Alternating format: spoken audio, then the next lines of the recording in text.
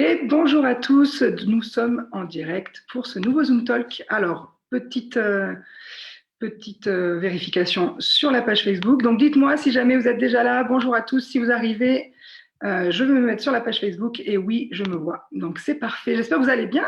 Ça fait quelques semaines qu'on ne s'est pas vu. On a laissé passer le temps de ces vacances multizones pour nous retrouver.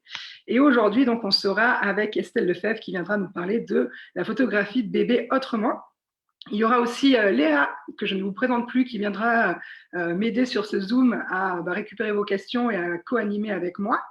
Bonjour Martin, ça y est, ça arrive. Bonjour Florence, impeccable, tout le monde m'entend bien. Dites-moi si vous m'entendez bien, parce que je dis tout le monde m'entend bien, mais j'en suis pas certaine.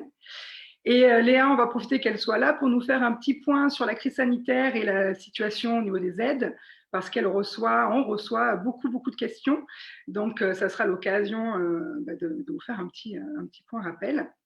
Et puis après, on va enchaîner sur les 5 fantastiques conseils de Estelle sur comment photographier bébé avec du style, avec des couleurs et avec des formes géométriques pour rendre ces images vraiment particulières. Enfin, sa vraie signature visuelle, elle va nous expliquer comment elle en est arrivée là.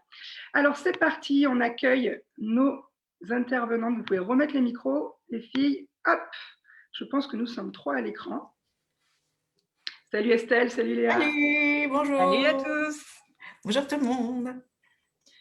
Eh bien, impeccable. Salut. On laisse parler Léa, je pense. Et puis après, on fait une petite présentation comme ça, on enchaîne. Estelle, ça vous va bien? Ouais, parfait. Allez, à toi de jouer Léa.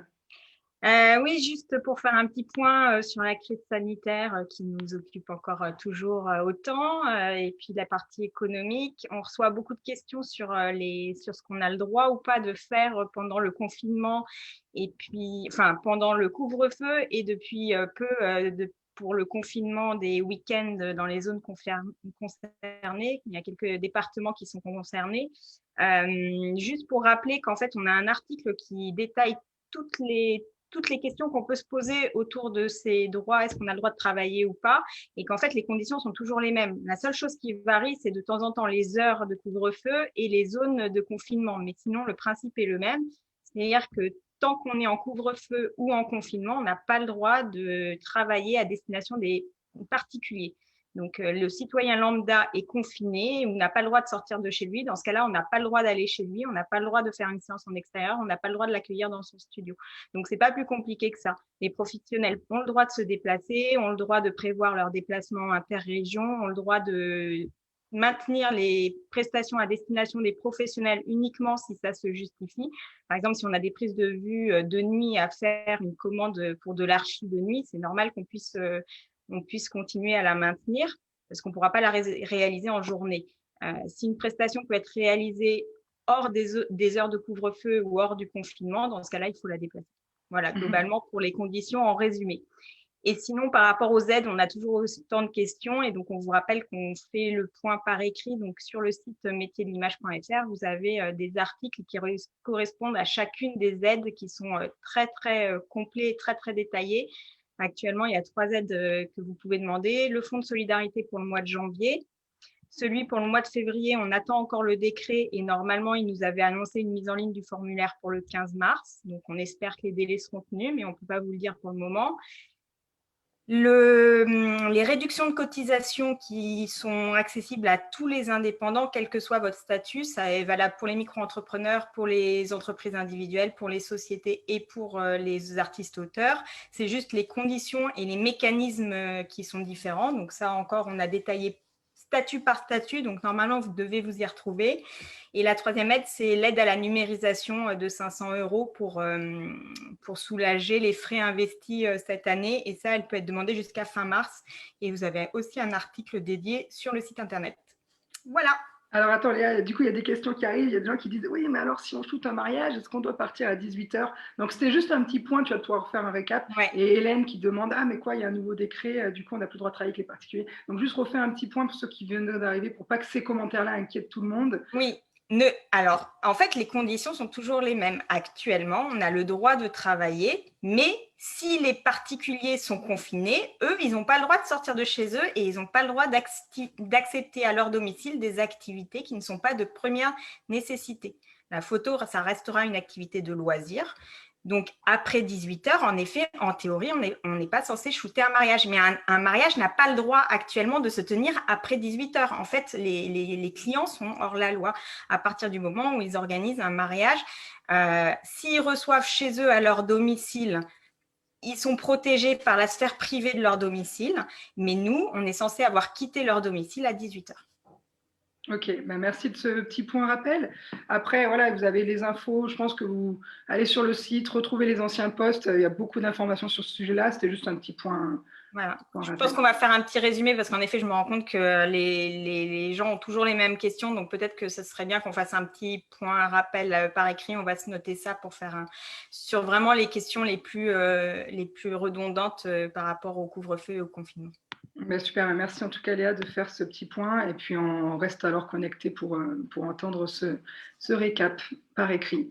Et voilà, donc aujourd'hui, Estelle Lefebvre qui est avec nous. Et donc Estelle Lefebvre qui est sur la région parisienne, photographe depuis maintenant 8 ans. J'aime bien parce que dans sa bio, elle dit « j'ai 30 ans depuis un moment ». Donc elle a 30 ans depuis un moment. Moi, je reste coincée à 30 ans, moi. Voilà, et qui a vraiment deux grandes spécialités. Donc, c'est la photographie de famille de manière générale. Aujourd'hui, on va parler de tes images bébés et la photographie d'architecture, de déco. Et finalement, on va voir que chez toi, c'est très lié. Et puis voilà, on va commencer directement dans le vif du sujet. Je te laisse rajouter des choses à ta présentation, dire ce que tu as envie et puis introduire tes sujets. Et je vais essayer de vous partager les écrans pour que vous voyez plein de belles images aujourd'hui. Et encore une fois, pardon, si vous avez des questions, profitez-en, c'est l'occasion d'avoir les photographes en live. Donc, Léa et moi, on est là pour les récupérer, on est là pour les poser à Estelle. Donc, lâchez-vous sur le live en commentaire et des petits cœurs et des petits trucs. Allez, à toi Estelle, pardon. Alors, d'abord, merci les filles de m'avoir invitée pour traiter de ce sujet de la photographie de bébé autrement. Alors, dans mes 5 conseils, j'ai essayé de faire un petit tri de ce qui pouvait être utile à la fois pour la photo de bébé et pas que, en fait. On n'est pas obligé de s'enfermer que dans un domaine. La preuve par moi, parce que je fais aussi de la photo d'architecture qui n'a rien à voir. Donc, ce que j'avais envie de parler, de dire avec vous, c'était parler de la signature photographique. Avoir une signature photographique forte, quel que soit le domaine dans lequel on shoot, je pense que c'est hyper important pour se démarquer et pour savoir un peu où on va et vers quoi on veut aller. Je parlerai aussi du savoir-faire et du savoir-être, qui est pour moi quelque chose de primordial dans la relation avec nos clients et encore plus quand on fait de la photographie avec des nourrissons. Les bébés, souvent, quand on les manipule, ils ont 5 jours, des fois 1 mois. Donc, c'est hyper important de savoir échanger avec les parents et la famille pour qu'ils soient à l'aise, pour pouvoir faire des photos encore plus différentes de d'habitude. Et cette relation de confiance, ça nous permet justement d'aller un peu plus loin à chaque fois. Donc, on va parler de ça. Après, je vais parler de l'analyse. Alors, quand je parle de l'analyse, c'est analyser nos clients, analyser le lieu dans lequel on est pour pouvoir faire des photos à domicile qui soient fortes et pertinentes. Alors, pour certains, ça prend du temps. Pour moi, maintenant, depuis 8 ans, je l'ai bien intégré, donc c'est devenu des automatismes. Je vais essayer de vous donner quelques pistes et quelques clés pour pouvoir le faire plus facilement. Et avec cette analyse, on en arrive à la suite, c'est personnaliser et styliser. Pour moi, la démarche d'aller photographier à domicile, l'important, c'est de personnaliser mes séances et c'est d'être soit dans un lieu qui plaît à mes clients, soit d'être vraiment chez eux en cocon. Et donc, forcément, les photos doivent ressembler à ce qu'il y a chez eux. Et la dernière partie qui me tient vraiment à cœur et qui est pour moi important pour tous les photographes et même pour tous les métiers créatifs en général, c'est aiguiser son regard. C'est en train de devenir un peu ma marotte. Et on en parlera de comment faire, comment s'organiser pour continuer à s'inspirer. Alors, la première partie, c'est la signature photographique forte. C'est quelque chose dont je n'avais pas du tout conscience au début. tout le monde me disait « Ah, mais toi, tes photos, elles sont colorées, tes photos, elles sont graphiques. » Moi, je ne m'en rendais pas forcément compte, en fait. Je faisais des photos, je faisais les photos qui me plaisaient pour mes clients, mais je n'avais pas forcément réfléchi à pourquoi, comment. Et petit à petit, en fait, j'ai pris un peu toutes mes photos condensées.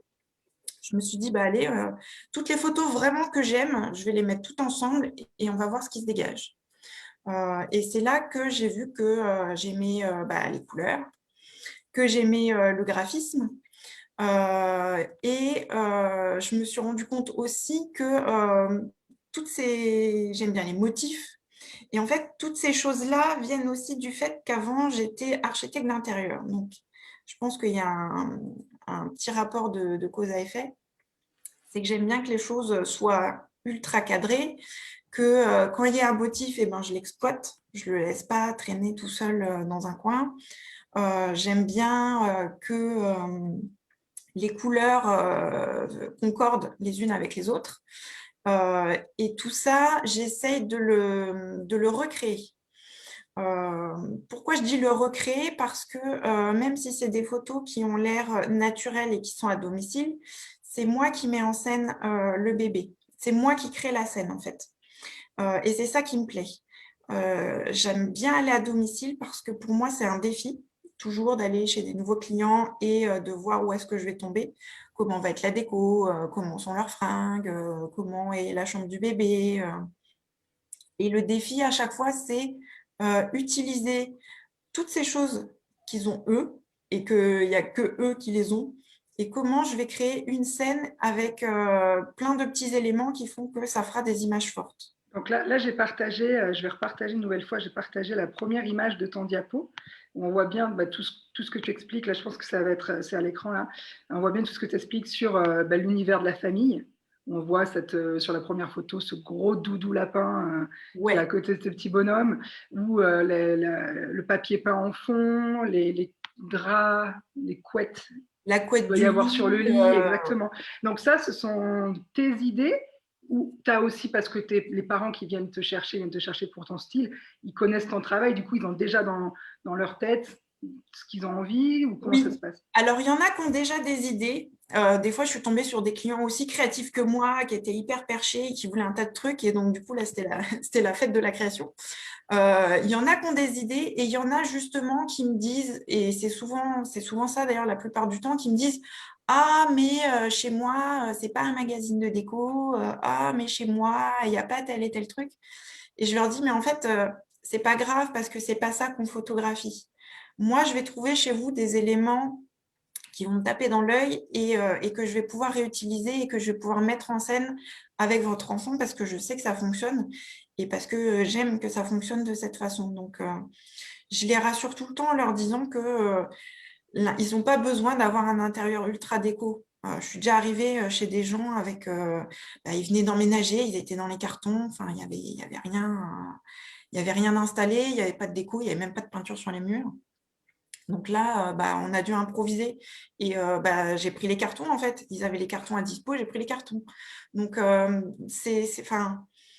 à domicile pour faire ça, c'est vraiment le point important.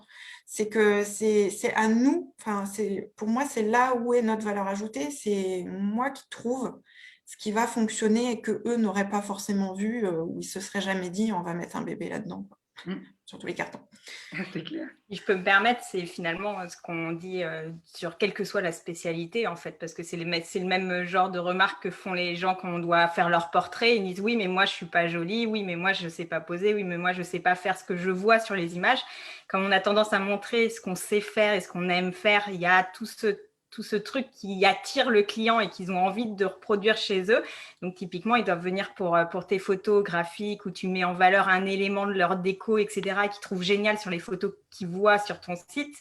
Mais eux n'ont pas l'œil de le voir dans leur propre intérieur parce qu'ils sont dans une routine, dans un truc où finalement, ils ne voient pas les éléments que toi, tu vas voir avec ton œil neuf et ton œil de photographe en plus, quoi. Oui, complètement. Et des fois, même s'ils ont un élément, ils ne savent pas quoi en faire, alors que moi, je vais en trouver un autre avec lequel ça va fonctionner et on on va trouver une façon de les faire matcher. Quand tu vois, par exemple, la photo avec le bébé là, qui a le gros doudou, le gros doudou, il était dans son lit et la maman me disait parce que souvent les doudous, j'aime bien les mettre dans les photos. C'est souvent des objets qui ont de la valeur pour les familles. Souvent, c'est le parrain ou la marraine qui l'a offert, ou alors le grand frère ou la grande sœur avec qui on commence à créer un lien et il offre le doudou. Donc, j'aime bien les utiliser et celui-là, il était énorme et la maman, elle me dit « Ah, mais je sais pas comment, je sais pas ce qu'on va en faire, je sais pas trop comment on pourrait le mettre, mais c'est un cadeau, ça serait cool et tout. » Et bim, enfin après, j'ai vu sa couverture avec les nuages, je me suis dit « Bah, carrément, quoi. » En fait, ça me paraissait tellement logique que ça allait fonctionner ensemble. Et en plus, comme il dormait, bah, voilà, ça fonctionne encore mieux, quoi. Donc, à chaque fois, l'idée, c'est de créer la scène. Et je sais qu'on m'a souvent fait la remarque en me disant « Ah, mais en fait, tu crées des choses qui n'existent pas » ou pourquoi tu vas chez les gens à domicile et pourquoi tu ne prends pas tel que c'est dans la vraie vie, comme par exemple la photo lifestyle ou le reportage. Et en fait, pour moi, créer la scène, c'est aussi une façon de créer un moment et une bulle dans leur famille qui n'auront plus, en fait. Parce que quand tu viens en reportage, c'est dans leur quotidien, dans leur vie. Et au final, leur vie ne change pas. Moi, j'aime bien quand je fais une séance photo, et d'ailleurs, je leur dis au téléphone, je leur dis, prenez le temps, c'est aussi un moment pour vous d'être dans une bulle, d'être... Enfin voilà, si mon nom de studio, ça s'appelle In Wonderland, c'est pas pour rien. C'est parce que je veux que pendant ce moment-là, ils aillent ailleurs, même s'ils sont chez eux, en fait. Et des fois, c'est juste avec un coussin et une petite couette, quoi. Il n'y a pas besoin de grand-chose pour... Et puis, je trouve que c'est des… Pardon, Léa. Vas-y, mais c'est trop bon. Ouais, puis je trouve que ce sont des photos décoratives qu'on peut aussi facilement encadrer, mettre en tableau, en décoration, parce qu'elles matchent parfaitement les couleurs de l'environnement, du coup. Et c'est pas le même travail. Moi, en reportage, je le vois plus dans un album, et ce type de photos, je les vois plus au mur. Donc, ça correspond aussi à, enfin, je sais pas, à mon avis, à ta cible. Ouais. Et d'ailleurs, quand je fais les photos, j'essaye toujours, même si je fais toujours des séries où je tourne un peu autour du bébé, je ne fais pas qu'une photo par scène, j'essaye toujours d'avoir cette photo waouh où je me dis, celle-là, ils peuvent l'encadrer en 2 mètres par 3, quoi. Voilà, c'est ça. Parce que pour moi, c'est aussi le type de photo que j'aime, avoir une grande image ou une grande affiche. Et d'ailleurs, j'ai des photos aussi à la maison en grand. Donc, pour moi, c'est aussi important d'avoir la photo sur le mur, quoi. Tu te lèves le matin, tu vois tes photos, tu as la banane. C'est clair. Ce que tu disais en introduction dans ton titre, en fait, ça fait partie de ta signature photographique et pourquoi les clients vont venir spécialement te chercher. Et en effet, j'allais rebondir de la même façon que Delphine, quoi. La différence est principalement, en effet, sur la finalité de ces photos-là. Et en effet, tu as une recherche de décoratrice, comme tu disais, qui était ta première formation, qui est tout à fait logique dans ton offre photo à destination de ces clients-là, et qui est complètement complémentaire d'une offre de reportage par ailleurs. Finalement, un même client peut avoir les deux besoins, les deux envies à des moments différents. C'est pas du tout incompatible. Ah oui, oui. Et d'ailleurs, dans la séance, j'ai aussi des photos plus reportage où quand il leur donne le biberon, quand il change le bébé, des moments avec le grand frère ou la grande sœur qui vient se coller et faire un câlin pendant que le bébé il mange. Ça vient en complément dans la séance et c'est aussi ce qui me permet après de vendre plus de photos. Donc, j'ai aussi les deux, même si moi, j'ai envie de communiquer vraiment sur cette partie graphique parce que aussi, je sais qu'il n'y a que moi qui l'ai fait, quoi. Et puis, c'est pour ça qu'ils viendront te chercher. Si c'est ce que tu veux Exactement. faire, ça te laisse toute l'attitude de faire. Derrière, tu es maître de faire ce que tu veux parce que les clients ont confiance en toi et viennent te chercher pour toi. Donc, ça te donne une liberté d'action chez eux qui est grâce au fait que tu montres ça, justement. Oui. Et donc, d'ailleurs, ça, c'est la partie 2, c'est savoir-faire et savoir-être, effectivement. C'est qu'à partir du moment où je leur ai montré ces choses-là, quand j'arrive chez eux, en gros, je peux faire un peu ce que je veux. Ils me laissent vraiment carte blanche. Alors, parce qu'au moment où tu dis ça, je suis sur ton site et j'ai une photo avec un bébé sur un fauteuil gris, un fauteuil, une place, avec derrière des cactus, des plantes vertes, etc. Alors Donc, ça, pour le coup, j'ai rien touché. Je l'ai juste mise dans son fauteuil. Toi, ça fait partie des surprises. Des fois, tu arrives et tu as ça, quoi. Donc, ça, c'est cool. ouais. Mais c'est vrai que ça bon, de carte blanche. Moi, je sais que moi, j'ai fait très peu de bébés, j'en faisais à domicile, mais ça ne me serait peut-être pas venu en tête de dire, bah tiens, et puis les parents, comment ils auraient pris le truc de, hop, oh, je mets le bébé sur le fauteuil. C'est rigolo, quoi. Se dire Ouais. à quel point tu oses finalement bah, t'adapter à l'environnement. En fait, j'ose parce que je leur en parle dès le départ. C'est-à-dire que quand les gens me contactent, souvent c'est soit par téléphone, soit par mail, et je leur donne déjà toutes les infos, je dirais, techniques de la séance, comment ça se déroule, combien je les vends, combien il y a de photos, blablabla. Et après, j'aime bien les avoir au téléphone pour leur dire, voilà, est-ce que déjà ce que je vous ai envoyé, c'est clair? Comme ça, la partie technique, c'est bon, on s'est calé. Est-ce que vous avez des questions par rapport à la séance? Et là, en fait, ils en ont souvent une ou deux, à savoir, est-ce qu'on doit prévoir des vêtements ou à quel moment de la journée c'est mieux de le faire, etc. Et là, moi, je mets les pieds dans le plat tout de suite. C'est-à-dire que tout de suite, je vais leur dire, voilà, je ne vous demande pas de préparer des choses en particulier, juste d'avoir votre environnement, ou en tout cas là où on peut faire les photos, qui soit dégagé et propre. On n'ait pas besoin de déménager l'appart si on veut changer les meubles. Parce que moi, je leur explique que je peux très bien faire bouger le canapé, je peux très bien bouger la table basse. Enfin, il y a des gens à qui j'ai retourné le salon, quoi. Donc, et en fait, les gens, ça les amuse, visiblement. Donc, autant quand on leur en parle, ils disent oui, oui, et le jour J, quand ils se rendent compte qu'on est en train de tout changer, ça les fait marrer. Et du coup, ils me laissent faire. J'ai vraiment une liberté d'action. À chaque fois, je leur dis, voilà, ça se peut qu'on bouge telle chose, telle chose. Et quand j'arrive chez eux, on fait un petit tour en fait de l'appartement ou de la maison, et moi, je regarde où est la meilleure lumière et comment on va pouvoir faire les photos. Et après, en fonction de ça, je leur demande ce qui leur plaît, si si ça leur convient. Et à partir de là, eux, s'ils me disent oui, c'est parti, on organise tout et on se met à shooter. Mais il y a vraiment cette partie préparation où je vais leur expliquer comment je vais travailler. Je leur dis aussi au fur et à mesure de la séance tout ce que je fais. En séance, je leur parle beaucoup. J'ai souvent des nouveau-nés qui n'ont même pas 10 jours. Donc, pour moi, c'est primordial de dire aux parents, voilà, là, je vais prendre votre bébé, je vais l'installer, je vais la poser, je vais la retourner, je vais lui tourner un peu sa tête. Là, je vais la mettre sur le dos, là, je vais la mettre sur le ventre. Je suis tout le temps en train de leur dire ce que je fais quand je le fais. Pour moi, c'est important parce que laisser son bébé de 5 jours à quelqu'un qu'on ne connaît pas, c'est hyper angoissant. J'ai eu des mamans au début qui n'osaient pas trop me laisser le bébé, qui voulaient le manipuler à ma place. Donc là, faut laisser la maman, faut la laisser en fait trouver sa place dans la séance et lui faire comprendre que le professionnel, c'est moi, et que je sais manipuler un bébé, que je fais ça tous les jours et que son bébé il est en sécurité.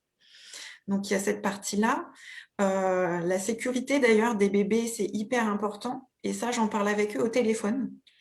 Je leur explique que certaines photos peuvent être des montages et qu'on ne laisse jamais le bébé tout seul, qu'il est toujours tenu, même sur certaines photos où on ne s'en rend pas compte.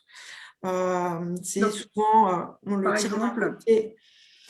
Par exemple, tu vois, je vais te donner, là, on a vu, j'ai montré ton site pendant que tu parlais. La photo vue de haut, là, je pense que tu dois être sur une mezzanine, où tu as un bébé sur cette table carrée avec une baie vitrée devant.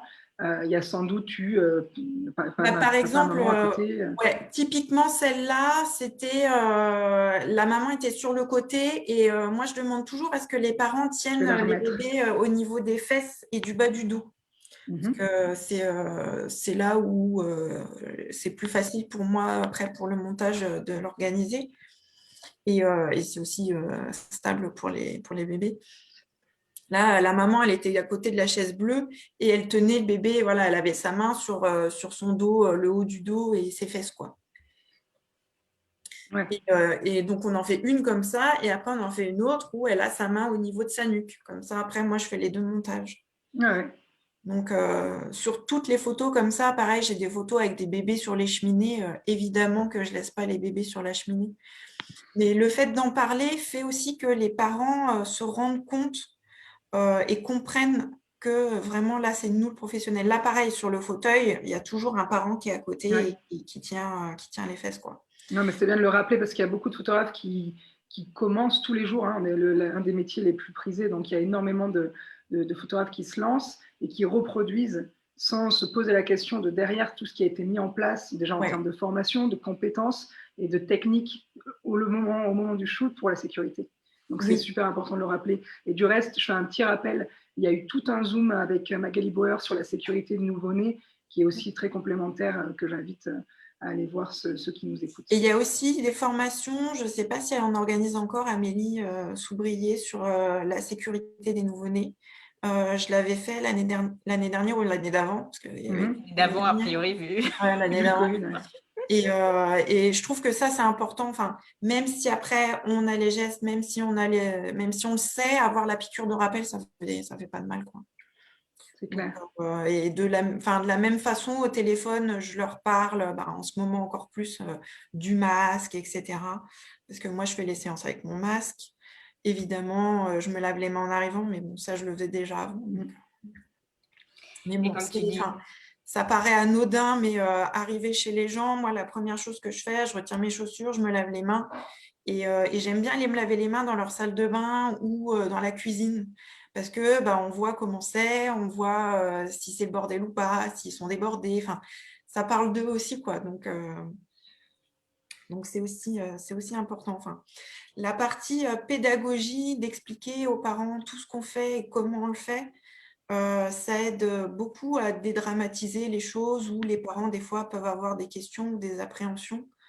Enfin, moi, je te dis, en 8 ans, j'ai eu une cliente qui n'osait pas trop me laisser son bébé en début de séance. Et après, au bout de 2 photos, elle a compris. Enfin, elle a vu aussi comment je tenais son bébé, avoir l'assurance de tenir le bébé, savoir comment le manipuler sans trembloter ou sans se dire est-ce que ça, je peux le faire ou pas. C'est plein de petits gestes qui, au final, font que les parents, ils ont confiance aussi, quoi. Et puis, si gestes et de posture aussi est un gage de professionnalisme. En fait, on le répète à chaque fois et à chaque live, finalement, quel que soit le sujet, on finit toujours par le dire. Le plus important, c'est la relation de confiance qu'on a réussi à créer avec le client. Et en effet, c'est par la communication que c'est le plus simple et la posture de professionnel, en fait, l'assurance de professionnel. Ouais, c'est ça. Et en fait, je pense que même si les clients, au départ, ne me le demandent pas, moi, je le dis d'emblée. Et ça permet de poser, tout de suite, ça pose le cadre, en fait. Et après, le fait d'avoir posé ce cadre-là, le reste, après, il coule tout seul, quoi. Finalement, de cadrer, ça te donne la liberté derrière. C'est vraiment en fait de fixer les limites qui te permet d'être sans limite. Puis, je suis toujours ultra carrée dès le départ. Ça, je pense que c'est un peu mon truc, l'architecture intérieure avant. Parce que quand tu es archi d'intérieur, tu es obligé de tout cadrer avant de construire. Parce que sinon, le truc peut se casser la gueule éventuellement. Donc, c'est un peu un problème. Et en fait, j'ai gardé tout ça. De me dire, je cadre tout et tout est organisé. Et comme ça, après, le reste, il y a juste à suivre. Après, tu as juste à créer, en fait. Donc, c'est le plus simple, quoi. En tout cas, tu as beaucoup de gens qui sont là, ouais, Estelle, c'est magnifique. Puis là, tu viens d'avoir un commentaire super sympa de Cindy Delatte qui dit qu'elle est débutante, elle n'a pas encore de questions sur ce live. En tout cas, elle trouve tes photos très originales, elle trouve que ça change de ce qu'on voit d'habitude, des photos posées, posing dans les contenants, etc. Et ça donne un peu du dynamisme, etc. Ouais. En effet, les photos sont différentes, ça fait du bien. Voilà, je te laisse continuer, je voulais te transmettre ça. Ça, j'en parle aussi avec mes clients parce que des fois, quand ils me contactent, ils me demandent vous avez des accessoires, vous avez des paniers ou des wraps, des trucs comme ça. Et je leur dis alors, au tout début, j'en avais et j'en prenais parce que je me disais toujours bon, je vais tenter des trucs un peu fun, mais au cas où, j'aurais quand même les trucs, les classiques, entre guillemets, de photos de bébé et les clients seront contents. Et en fait, je me suis rendu compte que je ne les utilisais plus. Enfin, au bout d'un an, je les utilisais plus parce que j'étais tellement à l'aise avec ce que je faisais chez les gens. Et maintenant, je leur explique. Quand ils me demandent, je leur dis, bah non, moi, j'ai pas d'accessoires. J'utilise vraiment que ce que vous avez chez vous. Et en fait, le défi, c'est ça. C'est de vraiment ne garder que ce que vous avez. Souvent, en plus, les gens, ils ont toujours des langes, la maman, elle a des foulards, il y a des couettes, enfin, Puis c'est tellement personnalisé, quoi. C'est des photos vraiment et uniques. c'est ça. Moi, c'est ce qui me plaît aussi, c'est de me dire que les photos, même si c'est encore sur un fauteuil ou sur une chaise, ça sera jamais dans le même salon, ça sera jamais de la même couleur, ça sera jamais le même bébé. Donc, c'est toujours personnel et ça sera jamais la même photo que le voisin. Et comme Et tu dis, tu as une démarche aussi de sentir qui sont les gens. Et ça, c'est important quand tu dis que finalement, tu fais ta curieuse dans les salles de bain, dans les cuisines pour sentir qui ils sont. En effet, tu t'imprègnes en fait parce que tu as cette intuition de savoir sentir les gens et tu t'imprègnes de qui ils sont. Donc au final, c'est logique que tu trouves chez eux la matière qui va t'inspirer parce que tu es réceptive de ça, ah de ce oui, que tu as oui, envie de montrer de chez eux, en fait, de leur histoire et de ouais. leur intérieur. Ça, c'est vraiment quelque chose que j'ai intégré aussi de l'architecture intérieure, c'est l'analyse. En fait, c'est analyser qui sont les gens à qui je vais m'adresser. Quand j'étais archi d'intérieur, la première question qu'on posait aux gens quand on voulait construire un projet, c'était vous êtes qui? Vous faites quoi dans la vie? Quand tu rentres chez toi, est-ce que tu poses tes clés sur la table? Est-ce que tu les suspends? Est-ce que tu retires tes godasses dans l'entrée ou est-ce que tu les mets dans le sous-sol? Est-ce que tu vas d'abord dans la cuisine quand tu rentres chez toi? Enfin, c'est toutes des choses qui vont parler des gens. Et en fait, c'est ça que j'aime bien quand j'arrive chez eux. Et ça, je leur explique au téléphone. Je leur dis toujours, quand j'arrive chez vous, j'aime bien qu'on prenne 5 minutes déjà pour briser la glace et faire connaissance. Et je veux que vous me fassiez visiter votre chez vous. Donc, on fait le tour des pièces. Donc, à chaque fois, je fais un peu Stéphane Plaza. Alors là, c'est la cuisine. Je vous montre même les chiottes, hein, au cas où. Et ça me fait toujours Toujours rire. est-il. Alors, les toilettes. Donc, j'ai droit à la visite de chaque pièce de la maison. C'est trop rigolo. Donc, moi, ça me permet déjà d'analyser et de voir qui sont eux. De voir, est-ce que c'est des gens qui sont plutôt à la cool? Est-ce que c'est des gens qui sont un peu pointus, design? Et là, je vais pouvoir faire... Enfin, le fait de les analyser et d'analyser leur espace, ça me permet aussi de savoir quel type de photos je vais pouvoir leur proposer. Il y a des gens qui vont avoir une déco super chic, mais très classique, où là, je sais il va falloir que je fasse des choses très carrées, peut-être de la symétrie, et d'autres qui vont avoir des décos un peu plus rock'n'roll, où là, je vais pouvoir m'amuser à ramener des objets un peu qui n'ont rien à voir les uns avec les autres et créer un peu une scène. Ça me permet aussi de savoir ce que je peux proposer de fun, quoi. Donc, Je te mets sur le slide, justement, ouais. qui est Là, c'est autour de vraiment l'analyse. une partie archi parce que, mine de rien, ça en dit beaucoup sur les gens. Un bureau où j'ai des cadres de voyage, etc., je vais peut-être plutôt aller chercher un plaid ou des matières un peu végétales. Je vais vraiment essayer de coller à ce qu'ils sont et ce que je ressens chez eux, en fait. Si je vois que c'est coloré, je vais plutôt utiliser la couette de couleur ou alors un foulard qui est dans l'entrée. Des fois, c'est juste la forme du tapis, ça dépend vraiment. Et puis, des fois, rentrer dans une pièce, par exemple, là, la salle de bain, moi, je vais shooter dans la salle de bain, quoi. Pour les photos, non, mais parce que j'ai toujours une partie où je sublime un peu bébé tout seul sur une scène, donc les photos sur lesquelles je communique sur le site. Mais j'ai aussi des photos où ils sont en famille avec les parents, les enfants. Et là, clairement, une salle de bain comme ça, on va shooter dans la salle de bain, quoi. C'est clair. Voilà, je réfléchis même pas. Donc, faut pas hésiter aussi à aller dans toutes les pièces parce qu'on peut shooter vraiment partout.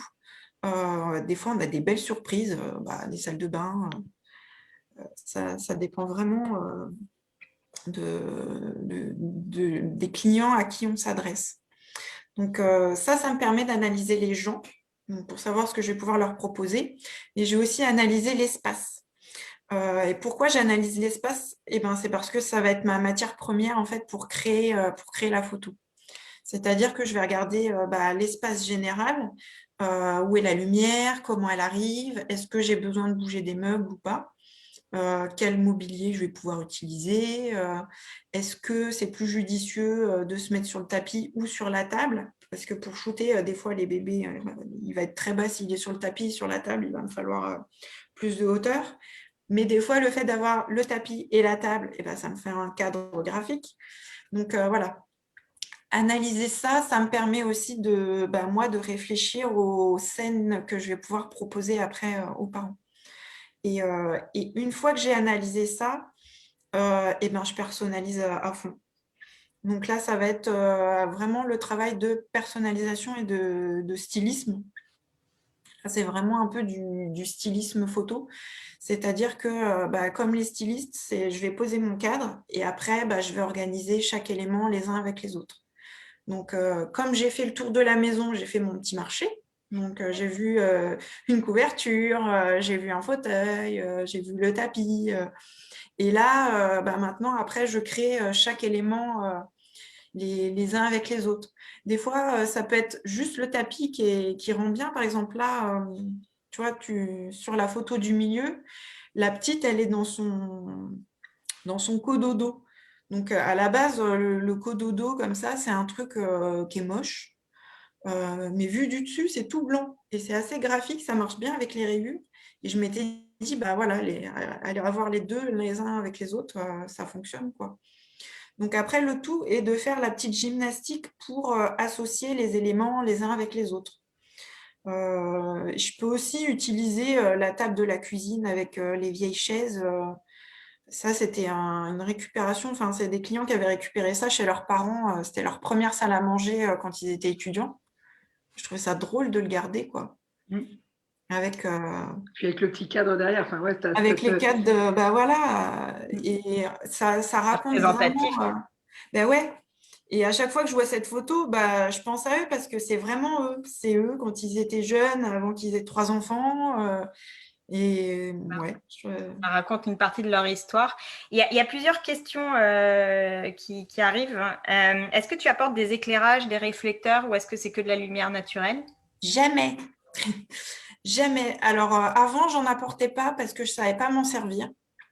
Et donc, je me disais, bon, ça fera l'affaire, je vais me débrouiller comme ça. Entre-temps, j'ai appris à utiliser le flash. Et puis, bon, maintenant, je suis avec quelqu'un qui sait bien l'utiliser. Donc, maintenant, c'est même plus je peux plus utiliser ça comme excuse.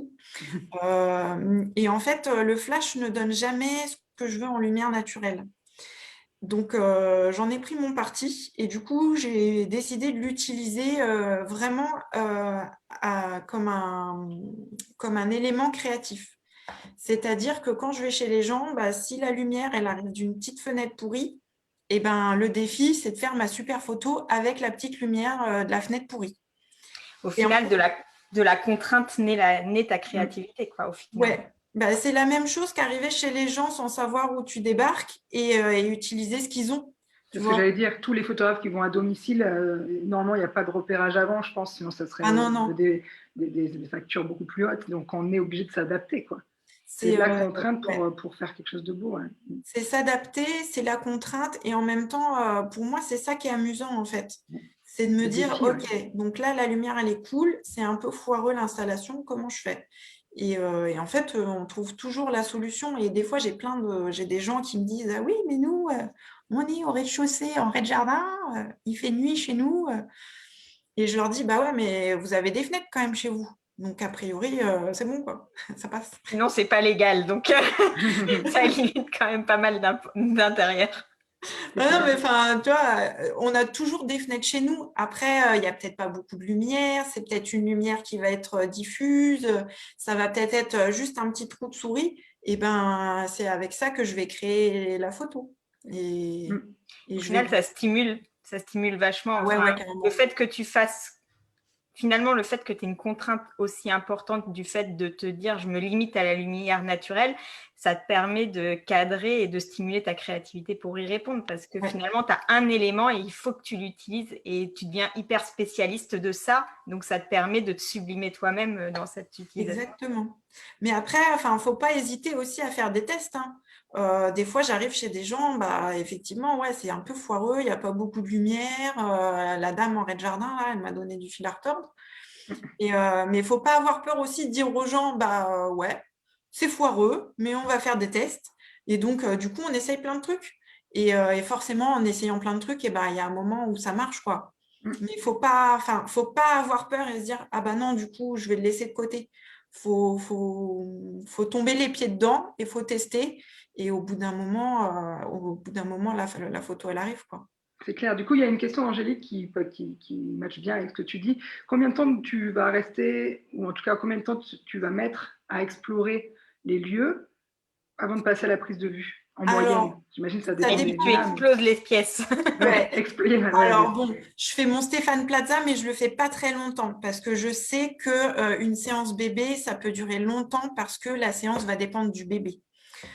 Des fois, tu arrives, le bébé, il est super cool, tu dis super, en 1h30, 2 heures, c'est fait. Et en fait, à un moment donné, il y a un truc qui va plus comme il faut. Et là, ça peut être compliqué. Donc, quand j'arrive, c'est là aussi où l'expérience joue en ma faveur, c'est que j'ai besoin de 5 minutes, quoi. J'ai besoin de 5 minutes pour aller dans chaque pièce, mais en gros, je regarde une pièce et je sais quelle photo je vais faire dans la pièce. Mais ça, c'est parce que voilà, je fais ça depuis 8 ans et que j'étais architecte d'intérieur, donc j'ai l'habitude d'analyser les espaces. Mais ça, c'est un exercice après que vous pouvez faire. Vous arrivez chez n'importe qui, vous regardez l'espace, vous vous dites, tiens, avec quoi je pourrais faire une photo ici? Comment je pourrais faire? Et en fait, plus vous allez le faire, et plus le jour où vous arrivez chez les clients, en 2 secondes, vous avez ouvert la porte et vous savez ce que vous allez faire. C'est clair. Donc, mais faut pas hésiter au début à dire aux gens, voilà, je vais essayer des trucs, peut-être qu'on peut faire comme ci, comme ça. Les gens, à partir du moment où on leur dit que on n'est pas trop sûr qu'on va tester, ils sont plus dans l'attente tout de suite d'un truc ultra carré et ils se disent ouais, on va voir, quoi, on va voir. Et souvent, ça paye. Il y a une question de Valérie Nicolas auquel tu as déjà un peu répondu et qui va avec ça, qui dit quid des intérieurs pas du tout inspirants, sombres ou des décos absolument pas de bon goût, même si le bon goût est relatif. Bref, des intérieurs moches, comment on s'adapte ou comment tu t'adaptes ou s'il y a du bordel. Et moi, j'ai envie de compléter, est-ce que ça t'est déjà arrivé de perdre tes moyens devant un intérieur? Tu as d'arriver et de vraiment te sentir en manque d'inspiration et quelles sont tes solutions dans ce cas-là? Alors, en fait, non. Non, parce qu'il y a toujours un truc. Un intérieur en bordel, c'est pas grave parce que je prends pas, je fais pas de la photo immobilier. Donc, je vais prendre un bébé qui va faire à peu près à grand max, aller 1 ou 2 mètres si je le prends sur un tapis. Donc un appart ou une maison en bordel, je m'en fiche. Et souvent, les gens, je les rassure, je leur dis, déjà, vous vivez chez vous, donc c'est comme chez tout le monde, en fait, c'est le cirque, vous avez des enfants. Donc ça, c'est pas un problème pour moi. Le plus compliqué, ça serait de ne pas avoir beaucoup de lumière ou alors d'avoir de la lumière qui n'est pas accessible. C'est pour ça qu'en amont, c'est ce que je disais tout à l'heure, je prépare en leur disant, rangez chez vous que les espaces soient accessibles. Parce que si je vois qu'il y a une toute petite fenêtre avec très peu de lumière, moi, je lui retourne son salon pour mettre les trucs que je veux shooter devant la fenêtre, quoi. Et ça, j'ai aucun scrupule à le faire. Parce que je sais qu'il n'y a que de cette façon-là que la photo sera bien avec cette bonne lumière. Donc, il ne faut pas avoir peur de retourner les pièces. Et quand vraiment, il n'y a rien d'intéressant, si vraiment il n'y a rien d'intéressant, en fait, ça n'arrive jamais. Il y a toujours un canapé, même s'il n'est pas ultra coloré avec des petits coussins machin, un canapé rangé avec peut-être juste 2 coussins ou sur une petite serviette. Voilà, ça peut fonctionner tout seul. Quand c'est ça, le plus simple, c'est le plus efficace. Quand c'est ça, j'épure partout. Je garde un élément, même s'il est basique ou très classique. Et en ce cas-là, j'épure au maximum. Ah, c'est peut-être le cadrage ou la compo finalement très minimaliste qui va faire que la photo, elle Ouais, va être chouette, quoi. ouais. Et ça, voilà, des fois, tu arrives, c'est moche, ou alors la déco, elle est ultra vieillotte. Ça m'est arrivé une fois de faire des photos pour une maman qui vivait à Londres, et on a fait les photos chez sa maman. Donc la déco était complètement en décalage avec, avec les parents et ce qu'ils aimaient bien. Et à chaque fois que je lui montrais un truc, il y avait plein de trucs à utiliser, mais c'était un peu vieillot, quoi. Et à chaque fois que je lui montrais, je lui disais, qu'est-ce que vous en pensez? Toi, elle me dit, ah. Et au final, j'ai vu que tout ce qui faisait marquer de chez ses parents lui plaisait pas. Et donc là, j'ai épuré au max et on a fait vraiment. Et c'est là où travailler son œil et savoir rebondir, etc., ça te permet de trouver un cadrage qui va faire que la photo va être chouette, même si le canapé en soi, il n'est pas foufou, quoi.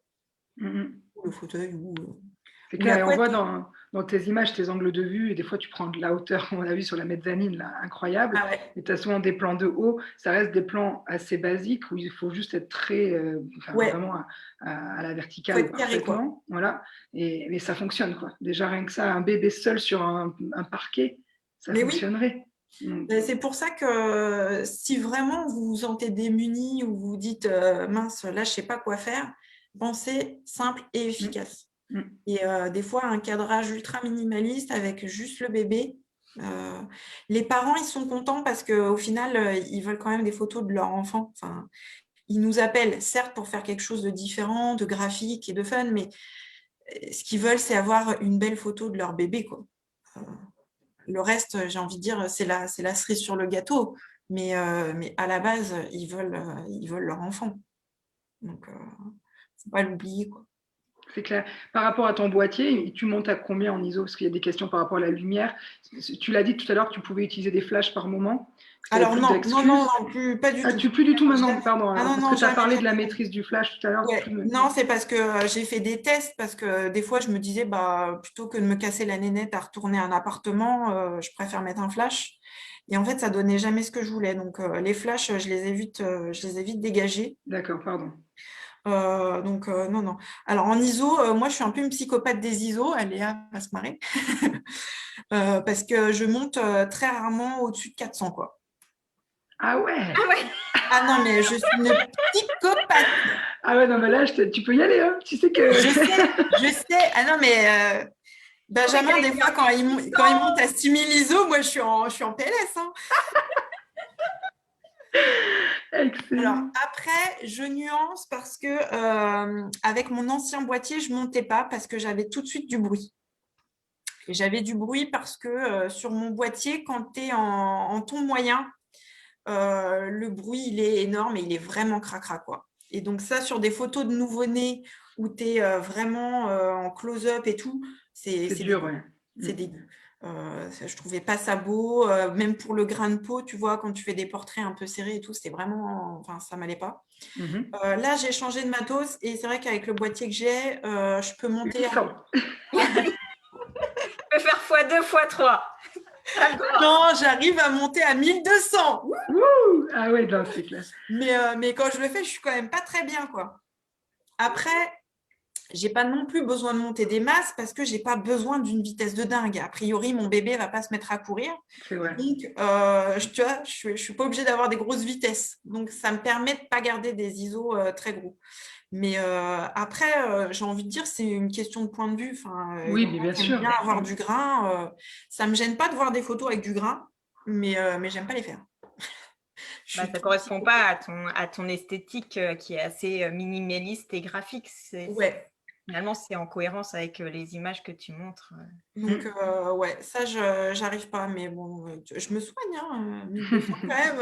C'est pas mal, ça monte, ça Maintenant, monte. pour rassurer les gens qui écoutent, maintenant avec les nouveaux boîtiers, qu'on aime ou qu'on n'aime pas le grain, qu'on veuille quelque chose de très léché ou pas, on peut se permettre de monter en ISO quand même assez facilement avec les nouveaux matériels. Ah C'est ouais, ouais, clair. non, carrément. Il y Après, a enfin, voilà. Marco Legros qui pose une question pour une seule séance. C'est vrai qu'on n'a pas abordé ton workflow ou tes livraisons.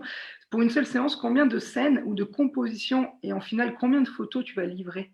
Est-ce que tu as un set que tu expliques déjà en amont à tes clients Non, en fait, pour chaque séance, ma formule, ma séance de naissance, elle comprend donc la partie, enfin moi je les vois vraiment comme un forfait. Donc il y a la partie shooting, le post-traitement et les gens choisissent 15 photos. Donc ça, c'est ce que eux achètent. Moi, je n'ai pas du tout de maximum ou de minimum. Enfin, j'essaye quand même de faire un minimum, même si ça va assez vite finalement entre les photos du bébé, les photos en famille, etc. On peut grimper assez vite.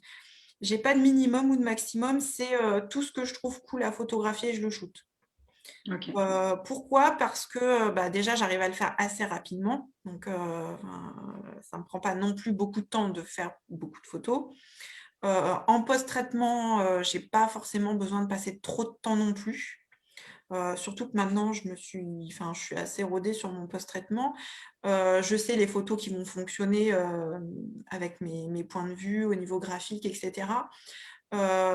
Et en fait, je ne me limite pas parce que quand je mets mes photos en ligne sur la galerie, je ne veux pas que les gens ils achètent que les 15 photos. Je veux qu'ils en prennent plein la tronche et qu'ils se disent « Ah putain, on ne peut pas choisir ». Et qu'ils les achètent toutes. Bah oui, comme ça, tu augmentes tes paniers moyens. Ouais. Ton panier. Donc, ma technique, c'est ça. Et en fait, souvent, ils me les prennent toutes. Parce qu'ils n'arrivent pas à choisir et parce que plus tu vas faire de scènes et de photos différentes, plus les gens ils vont se dire « Ah, celle-là, elle est cool, mais celle-là aussi ». Mais en fait, elles sont tellement différentes que ils ne peuvent pas choisir. Laquelle. Donc, et j'ai des couleurs et des noirs et blancs. Très bien.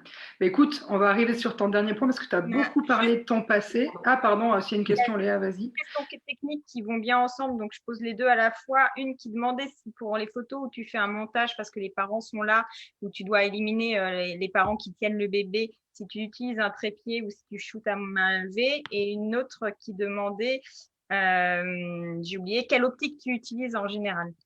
Est-ce que tu as une optique de prédilection? Non, j'ai que des focales fixes. Les optiques, ça dépend quelle photo je fais, si je fais le bébé en entier ou si je fais des close-up.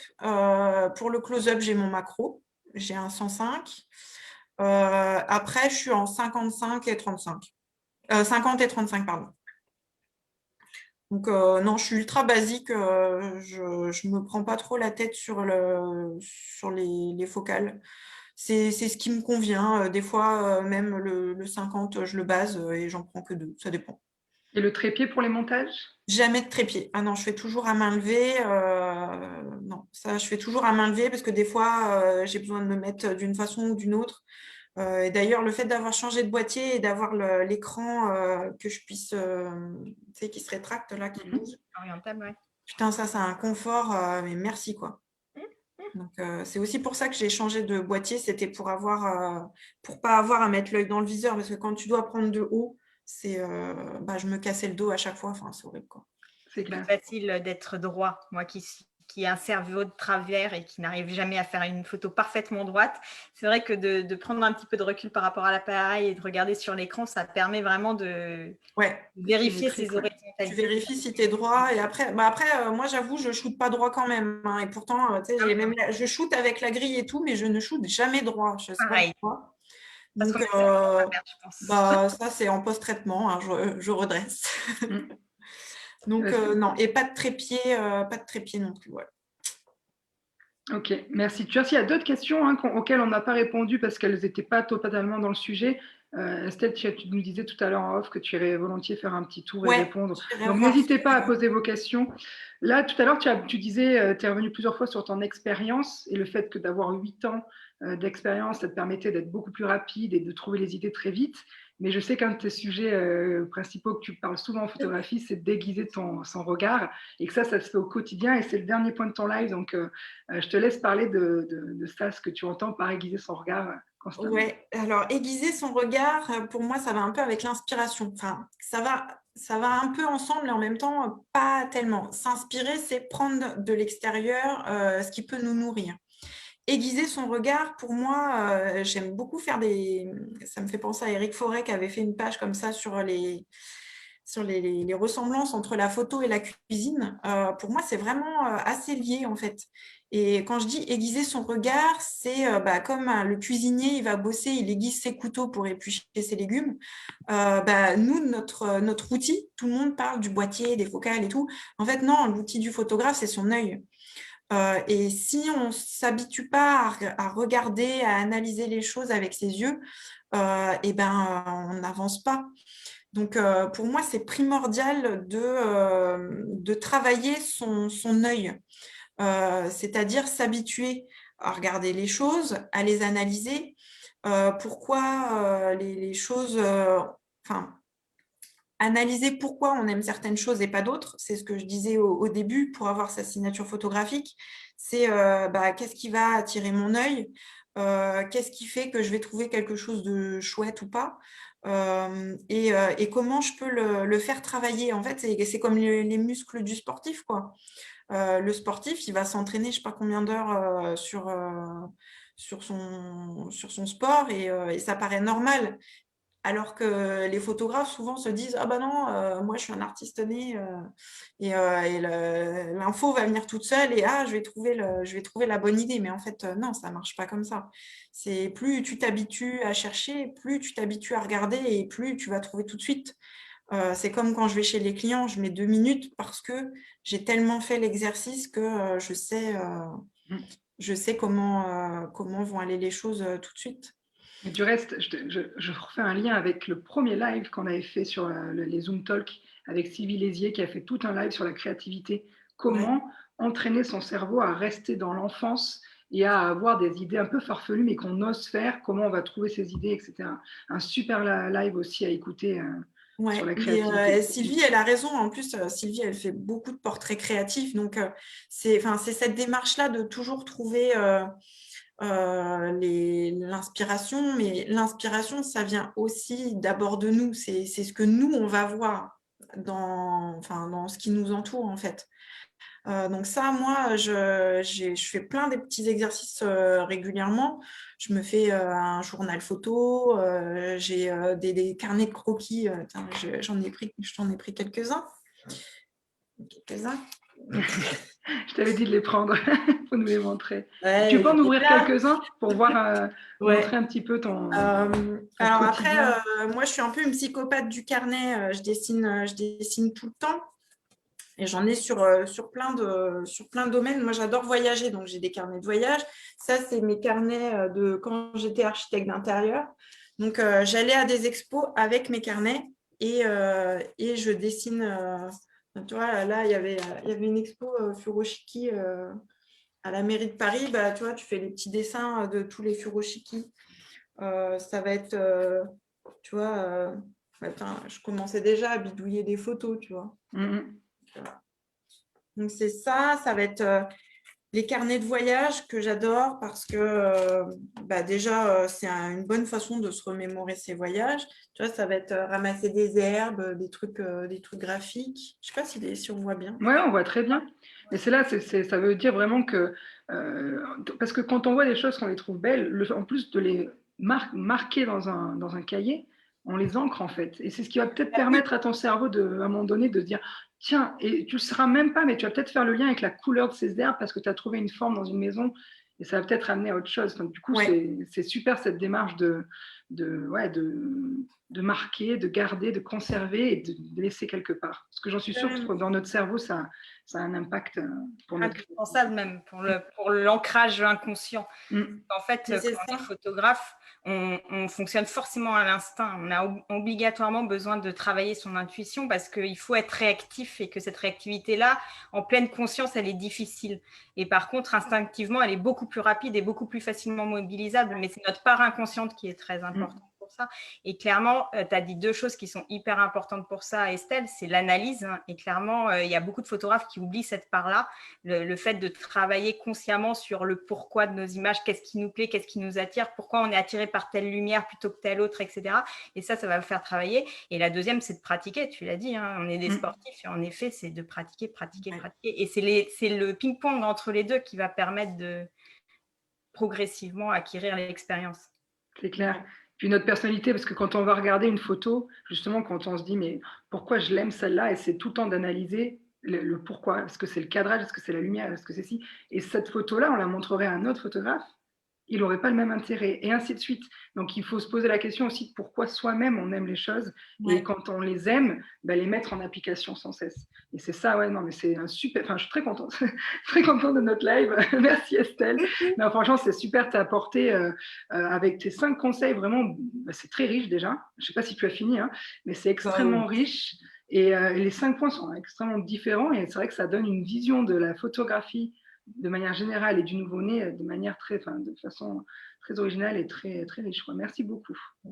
Merci à vous. J'ai une petite question pour finir sur ce point-là, sur lequel, qui est, à mon sens, comme toi, Estelle, le plus important et sur lequel c'est aussi ma marotte et j'insiste constamment, je saoule tout le monde avec ça, mais clairement la partie comprendre et savoir comment aiguiser son regard, c'est quelque chose sur lequel on a tout le temps des questions, et je trouve ça génial la façon dont tu le fais de manière très pratique, et en effet de conserver sous forme de carnet toutes tes inspirations, ce qui te permet aussi, je pense, de te replonger dedans. Enfin, je sais pas toi, mais moi mes carnets de voyage, c'est ma petite source de bien-être quand j'ai envie de juste reprendre un petit j'ai besoin de m'aérer le cerveau, j'ai besoin de me faire du bien à moi. C'est ma petite pépite de bonheur. Donc ça permet aussi d'entraîner. Et du coup, je trouve ça génial la façon dont tu le fais. Et je me demande aussi, du coup, quelles sont tes sources d'inspiration à toi, autres que… Enfin voilà, du coup, je sais que c'est quelque chose qui t'intéresse aussi beaucoup. Donc, comment tu… Alors, je regarde très peu, je regarde plus du tout même la photographie de ce qui se fait en ce moment. C'est-à-dire que je connais très peu les photos des confrères ou des consoeurs que même des fois je connais. Pour moi, c'est de l'entre-soi, donc ça ne nous tire pas vers le haut. Moi, j'ai besoin vraiment de choses que je vois jamais d'habitude. Donc, c'est les voyages, parce que j'adore voyager. Je voyage en famille avec mon fils. J'aime bien aussi voyager de temps en temps toute seule pour faire de la photo d'archi ou de la photo de rue. Donc ça, c'est le premier truc. Après, quand je dis voyage, vous n'êtes pas obligé d'aller à Bali toutes les semaines, hein. Vous sortez de chez vous, vous allez au bout de la rue. Il y a déjà 10 000 trucs sûrement que vous pouvez voir entre-temps. Moi, j'adore quand je vais sur le chemin de l'école de mon fils, je regarde les bâtiments, je lève la tête. Donc c'est ça, c'est les expos. Alors bon, en ce moment, c'est vrai que c'est un peu compliqué. Cela dit, vous allez sur Google Agriculture et vous avez accès à tous les musées en visite virtuelle gratuite. Donc, il n'y a pas d'excuse. Donc, les expos, les concerts, les bouquins, la BD. En fait, tu parlais de YouTube tout à l'heure aussi. Ouais, les chaînes YouTube, il y a des vulgarisateurs. Il y a une nana que j'adore qui s'appelle Laure de l'art contemporain. Je pourrais vous mettre le lien. Alors, elle parle d'art contemporain, c'est pas forcément le truc le plus accessible, mais en fait, elle en parle tellement bien que je la trouve géniale, cette meuf. Il y a Patrick Beau aussi qui fait Axolot et qui parle de toutes les choses un peu insolites. C'est une autre histoire avec Manon Bril qui parle de plein de choses, plein de sujets en fait divers et variés. En fait, je pense que le plus important, c'est d'être curieux en fait. C'est d'être curieux et d'essayer de regarder là où on regarde jamais et de s'obliger à aller regarder là où d'habitude on peut pas. Enfin, moi, mon kiff quand je voyage, c'est entrouvrir une porte parce qu'elle est ouverte et que j'ai pas besoin de toquer et que je vais voir ce qui se passe à l'intérieur. Je passe la tête à travers les grilles. J'aime bien aller voir là où… Toi aussi, tu aimes bien vivre dangereusement en voyage. Ben ouais, non, mais ça, c'est un truc, c'est mes profs d'archi qui m'avaient un peu initié à ça. Un des tout premiers voyages que j'avais fait à Berlin. Et notre prof nous avait toujours dit, souvent, le plus cool, c'est jamais ce qu'on voit en premier. Et il nous avait dit, n'hésitez pas à pousser les portes. Au pire, on vous dit de dégager. Il ne se passe pas grand-chose, hein. Mais des fois, on tombe sur des vraies pépites, quoi. Et encore plus en voyage, parce que tu te perds quelque part et des fois, tu tombes sur des trucs complètement fous. Même à Paris, hein, moi, je sais que c'est un truc qu'on a toujours fait. Je dis avec mon mari, on fait les touristes à Paris et en effet, on pousse les portes cochères. Alors, c'est souvent c'est de plus en plus dur. On le faisait il y a 20 ans, c'était déjà parfois compliqué. Maintenant, il y a vraiment des codes partout, il n'y a plus de gardiens, il n'y a plus rien, ça devient de plus en plus compliqué, mais tu trouves des trucs auxquels tu t'attends absolument pas, quoi. Dans des quartiers de Paris classiques, et derrière, tu as des trucs hyper modernes, ou l'inverse. Il y avait vraiment des pépites à découvrir dès qu'on est un peu curieux. Et puis, des fois, juste s'obliger à voir les choses différemment. Enfin, quand je bossais pour Kenzo, les bureaux où on était, c'était un peu en hauteur, donc on avait les toits. Et c'était ultra graphique. Et j'adorais faire la même photo. Mais genre, tu vois, tous les 2 ou 3 jours. Et tu n'as jamais la même lumière. Alors que Ouais, c'est clair. tu es au même endroit, tu vois, c'est tout bête. Mais quand tu te fais un patchwork avec tous les trucs, tu te dis, ah putain, c'est cool. Et en plus, ça te donne des idées après pour des idées de lumière, des idées de mise en scène. Tu te dis, tiens, Et puis une silhouette l'observation, ici ou un truc avec cette couleur-là. Et puis ça continue, quoi. Et Et tous les l'observation, jours. les photographes, beaucoup n'observent pas suffisamment, hein. Mais c'est ça, en fait. D'être là, de faire cette photo tous les jours, ça te permet vraiment de te rendre compte comment elle est la lumière à 9h, à 8h, quand il fait gris, quand il y a des gros nuages, quand c'est clairsemé. C'est vraiment. La couleur change aussi en fonction de la lumière. Ouais. C'est hyper enrichissant. Et dessiner aussi. Alors après, on n'est pas obligé de tout savoir hyper bien dessiner, mais moi, je sais que dessiner, de faire les traits, c'est très bête, hein, mais faire les traits, bah, je sais que quand je cadre une photo, je me vois comme si je dessinais, quoi. Donc, je sais où je vais placer quoi. Et c'est pareil, ça, plus on le fait.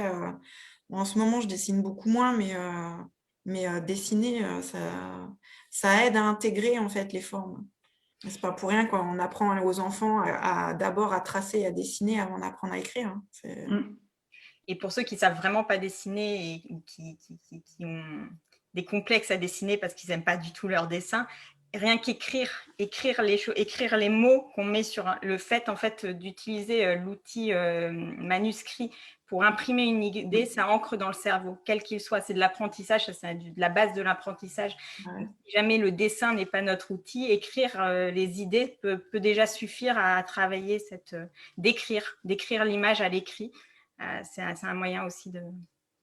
Après, ça peut être aussi avec le téléphone. Enfin, moi, j'ai une galerie dans mon téléphone où je mets toutes les photos, j'appelle ça what the fuck lifestyle, tu vois, où je mets tout ce qui me passe.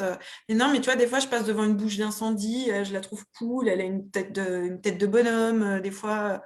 Enfin, c'est plein de trucs, mais qui sont graphiques, où j'aime bien la couleur.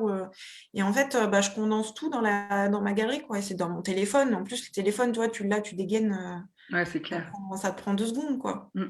Donc, et puis, tu n'es pas obligé de prendre une note ou de te dire, tiens, j'aime bien ça. Tu sauras que ce que tu as pris en photo, c'est le truc qui t'a fait vibrer, quoi. Ben c'est top, je vois qu'il est 13h40, il est temps, on pourrait parler des heures, hein. C'est un sujet qui est génial, et puis je vois qu'on nous écoute encore. Merci à tous, on était 160 tout à l'heure, là je vois qu'on est encore 130 en live. Ah, cool. Donc c'est vraiment chouette, tu as tenu, même en ayant dépassé la pause déj de tous, tu as tenu les gens comme ça, c'est super. Tu as des très beaux retours, je t'invite à aller voir. Ouais, bah, je vais aller jeter lire les un œil petits commentaires. sur Facebook et puis répondre aux questions si on Ouais, a. il n'y a pas beaucoup de questions qu'on n'a pas abordées. Il y en a 2, 3 sur tes offres précisément et puis sur le type de lumière que tu utilises aussi. Donc, tu pourras aller répondre. Je vais aller répondre en commentaire, ouais. Okay. Eh bien, je vous dis merci en restant off. Merci à tous. Merci. N'hésitez pas, si vous avez d'autres questions, vous n'avez pas osé les poser en live, de les réécrire derrière en commentaire. Estelle, elle lira. Je ne mords pas. Voilà, elle ne mord pas. Et puis, on se retrouve d'ici 15 jours pour un nouveau Zoom. Et en attendant, voilà, Léa vous disait qu'il y aurait sans doute un récap de la situation sanitaire. Donc, n'hésitez pas à venir faire un tour sur la page. Et puis, abonnez-vous encore, on vous le dit souvent, à la FFPMI. Ça vous permettra de recevoir toutes ces infos, d'être fédéré. Enfin, voilà, c'est grâce à... Au plus on sera nombreux, au plus on aura des moyens pour agrandir nos équipes, faire des choses aussi bien sur le côté, comme on fait là avec les Zooms, côté culturel de la photographie, aussi bien sur le côté syndicat, voilà, les Zooms, etc.